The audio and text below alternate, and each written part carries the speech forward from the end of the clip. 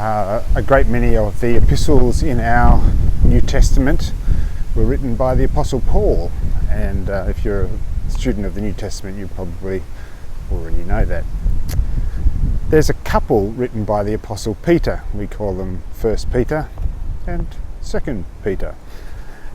He may have written more letters, but they didn't find their way into our Bible, and so we have these two letters. And this Sunday at Mustard Seed we're going to look at a passage from 1 Peter chapter 3 verses 18 to 22.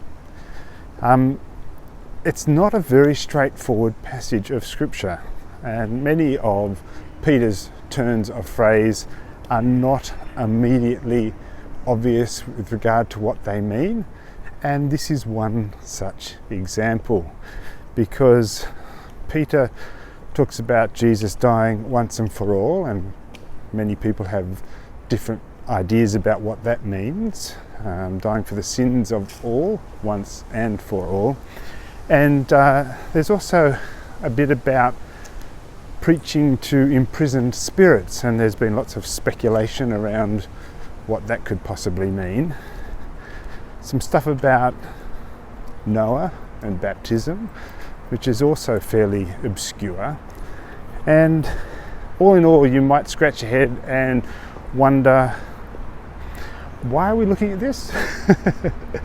And my only answer is because I actually think it's quite important. And as you might have guessed, I'm going to bring a take on this particular passage of scripture that I think does make sense and is clear. It might be controversial in some respects. I don't think it's that controversial, but we'll look at what the words say and what they would have meant in the context that it was offered, and what we might make of it today. It's a great passage of scripture. I'll put it down there. What is it? 1 Peter? Yep, 1 Peter chapter 3, 18 to 22. Good.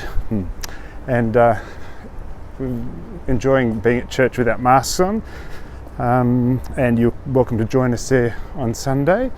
This week we start Lent, and there's a opportunity to have ash put on your forehead on Ash Wednesday at the little service, a reflection for about half an hour, 7:30 in the evening on Wednesday for Ash Wednesday, if you'd like to be marked with the sign of the cross in ash. And other than that, come along and join us. We're having quite a nice time. If you haven't had the opportunity, go and check out Robin's art exhibition down in Pyrmont in Scott Street, down there. It's on for another 10 days or so. Well worth seeing. Very, very impressive stuff. So until I see you soon, adios amigos. Stay faithful.